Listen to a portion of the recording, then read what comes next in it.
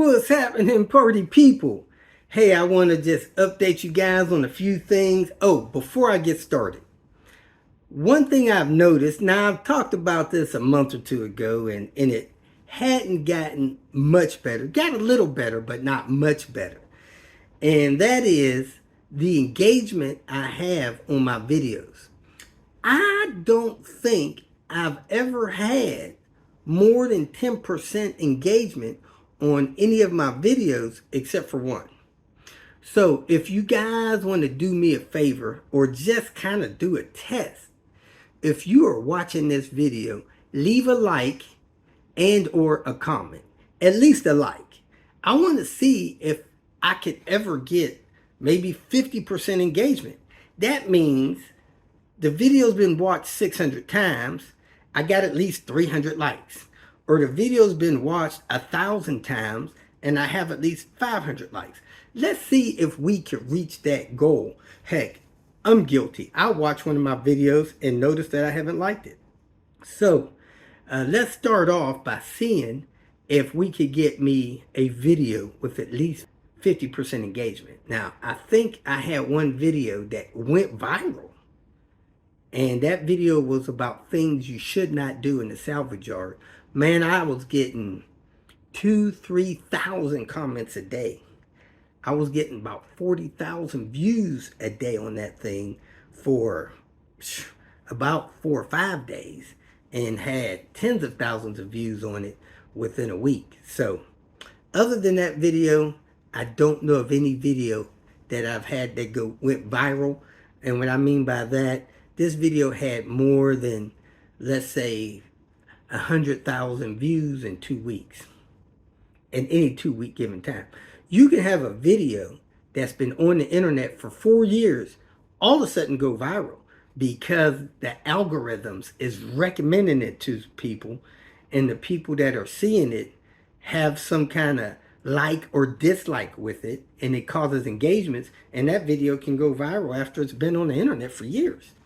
That's the only one I know that I had go viral. I have several videos with more than 200,000 views. You could go to my YouTube channel, sort by popularity, and see what those videos are. But I've only had one that I think went viral, and that's the one about things you should not do at the salvage yard. But in this video and in the next couple of weeks, let's see if we could get one or more that has more than 50% engagement, meaning that if 100 people watch it, at least 50 people liked or commented. And let's just see where that goes. Now, surprisingly to me, my YouTube income in the past month dropped another 10%. I don't even know what to say about that. Something I wasn't expecting.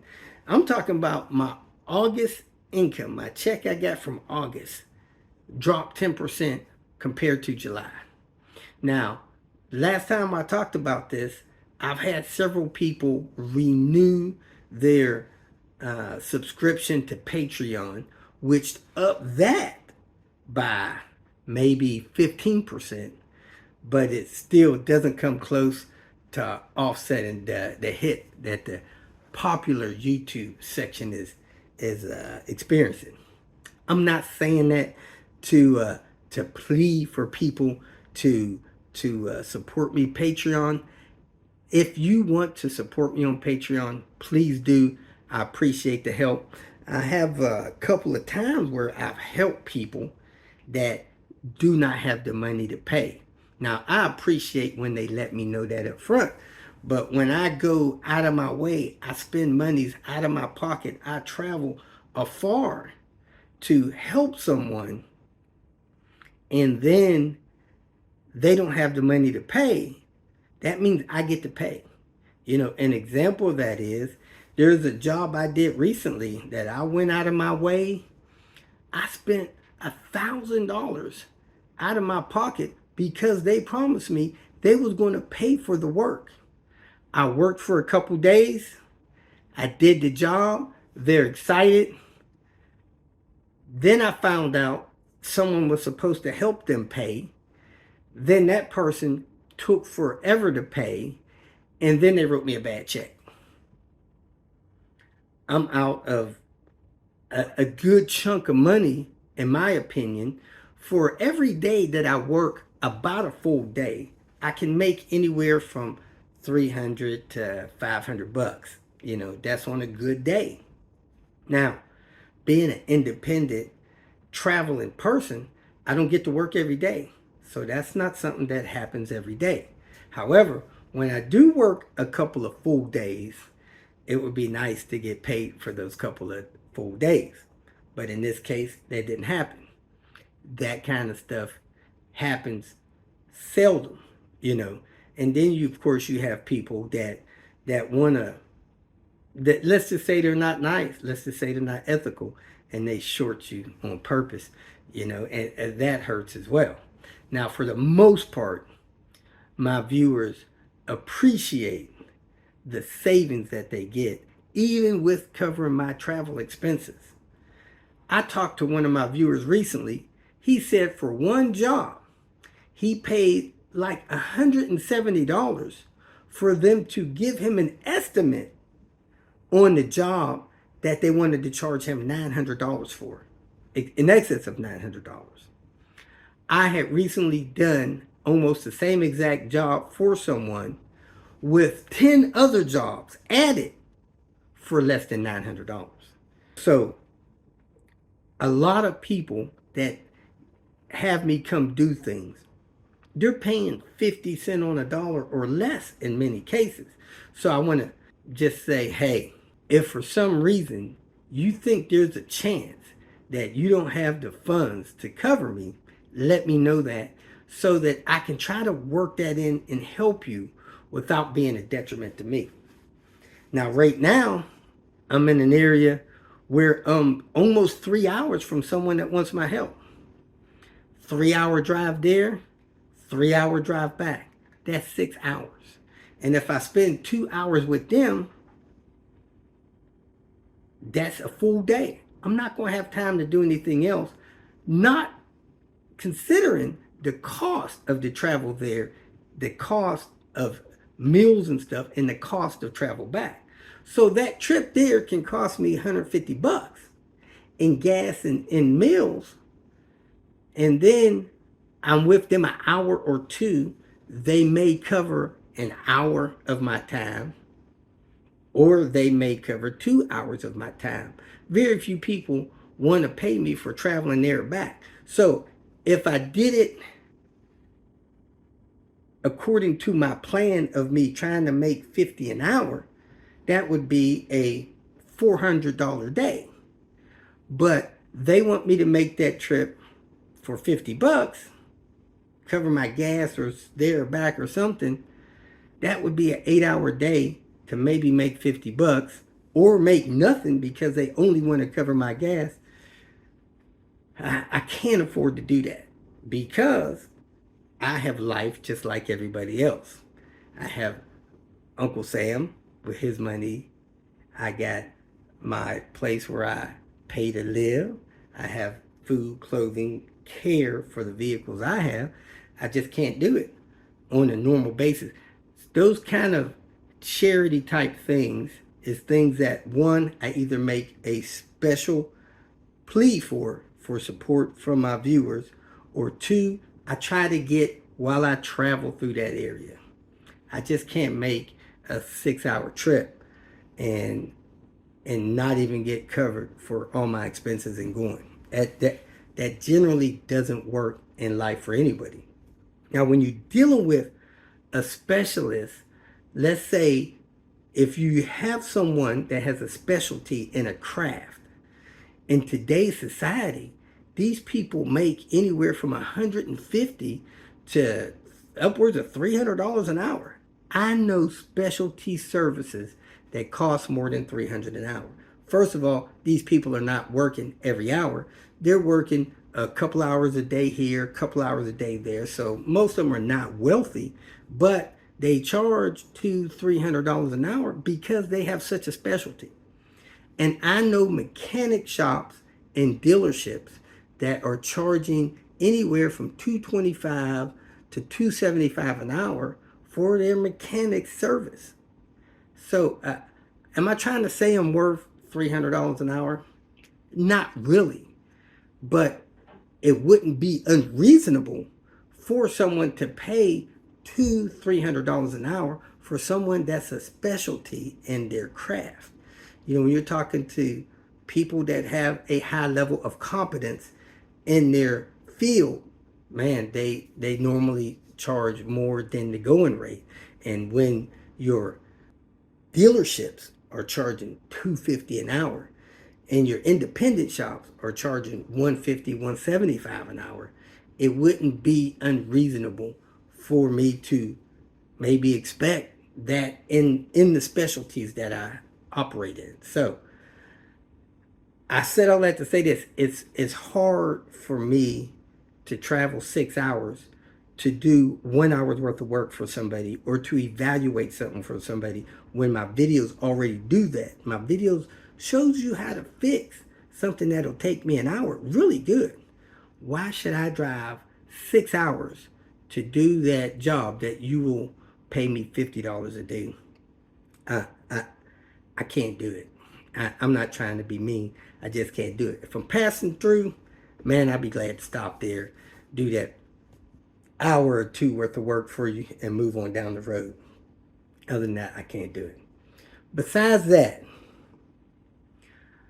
I had to get out of the East Coast. I ran out of time. I had things I needed to do at home. I got things I need to do with my accounting and other things like that. So I am no longer on the East Coast. So if you were trying to connect with me, hook up with me, and you're out on the East Coast, New York, New Jersey, DC area, Virginia area, I'm gone. I am back homeish, and I got to deal with some personal stuff.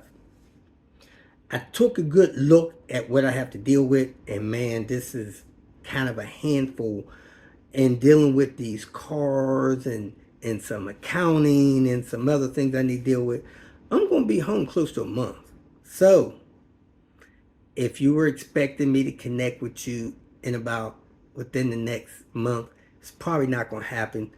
I am going to set a goal to head to Chicago the first week in November, maybe the first, maybe the third, somewhere in there. I'm going to Chicago. I'm going to do Sebastian's manual swap. I'm going to hook up with a couple other people that have been expecting me there. I got a clutch to do with a gentleman that's going to meet me in the Chicago area. And then your other 4 or 5 people, I may be in Chicago for a full month, the way it looks. So that's how that looks for my current travel plans. So I hope you understand that. If you need to get your stuff taken care of by some other mechanic or do it yourself, I totally understand that. I am in no ways trying to hold anybody hostage, but I am trying to get people that I was supposed to get with in 2021. This is closing out 2023. So I'm trying to get those people that was in that 2021 schedule taken care of before I move on. So hope that makes sense. Couple of quick notes is don't forget the search feature of the YouTube system, my channel. Every video I post, unless I haven't had a chance to update the description area, comment area in that video, has a link to a video that shows you how to search out videos. I get questions every day about videos I already have posted, and if people knew how to search YouTube, they would find these videos. An example, somebody may make a comment about a compression test. Well, if you type in Volvo compression test, Robert DIY, my videos about compression tests will come to the top. If you're trying to figure out how to fit a antenna or a door latch, you type in door latch, Robert DIY, antenna, Robert DIY. Those videos will come up in the YouTube search results pretty good. So don't forget to search. Now, I've already mentioned If for some reason you want me to come help you and you're on a tight budget or restricted budget or don't have a budget, you're just in need, please let me know prior to scheduling me or allowing me to schedule you in my schedule so that I can make sure I do that in the most affordable way for me. I appreciate that. Now, I have recently had a comment or a question about a compression test. Now, when you do a compression test on your vehicle, make sure the engine is hot. It's been running for several minutes. Find a way to disconnect fuel from the engine so that the engine stumbles and runs out of gas. So there's no gas left in the cylinder, piston areas. And then disconnect gas and spark and do your compression test at watt. Other than that, you might get a low reading. You'll get some kind of false reading because there may be fuel in a cylinder washing down the cylinder walls or something like that. So that's the best way to get your good compression test. Now, another thing about the test for people checking their PCV system. If you got a P80 car, these cars built up to 2003, you normally do the glove test on a level ground with the engine warm. Don't do it with the engine cold, and don't do it with the car parked on a hill or slant. It's probably going to give you a false reading. And please, smoke out of the dipstick is not a good test for that. If your engine oil is 200 degrees and the ambient temperature is 75 degrees, expect smoke to come out of the dipstick. You know, it's just natural physics. When something is hot around something that's not hot, it's going to smoke. The best thing to do is check the pressure on the cylinder head. The glove test is good for that. If you're a mechanic and you have a tool that you can put on that oil cap fill, use that by all means. But the glove test is the general test for that. Not seeing if there's smoke coming out of here, there, or anywhere. Something hot mixing with something cool is going to smoke. It's just going to. I've had a system that was 80% plugged that did not smoke out the dipstick. So dipstick thing is not a good test. Hope that makes sense. I'll have some more stuff later on to share with you guys as I work on videos, work on my finances, work on my schedule, and work on these cars around my house and some other personal things. And appreciate you watching, and thanks for your patience. Welcome to Hanging Out with Robert, that's me. This video contains things that I encounter throughout the day. If for some reason I complete a task and you would like to see the details, you could click on the link in the description area below. This video also contains tips and tricks that I learned throughout the years. I plan on leaving this video accessible for about 30 days. After that, you can view it through my Patreon account. Thank you very much for watching. Time to get this show on the road. I'm going to button this up today. Got a few parts for it. Finish that timing belt stuff. That boost gauge working. Air snorkel installed. And send this thing to the races. This doesn't make sense to me. These air snorkels that go pull air up from there into that intake scoop and into your air box are blocked by your rip kit intake. So what do you guys do for that? I mean, it's just crushing that thing there. I know that's not where all the air's coming from, but man, that's putting a big dent in that thing. Trying to get it around that rip kit deal. Timing belt cover on. Got the wheels torqued on. Got this air snorkel on. Now we're getting ready to deal with the boost gauge. Got the boost gauge tubing replaced. And look at there. We have programmed the remote.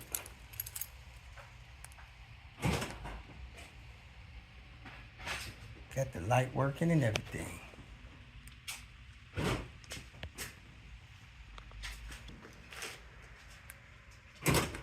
You can make a gear oil on that. Want to check the gear oil level. I can see the level. Looks like it's about a quarter-inch lower than it maybe should be. Added about a pint of gear oil to that situation.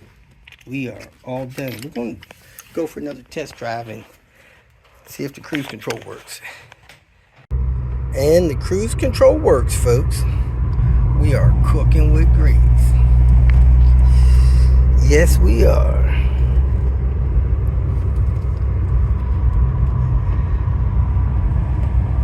Woohoo! Look at this rainforest. Well, VAST has come through. They sent us another file to flash the computer. So we're going to flash the computer, do another data log, send that to him, and this car will be running better. Finish the racing flash. We are flashing a new file in the ECU. Well, folks, this is the end of this episode of Make Your Yellow T5R the best that it could be.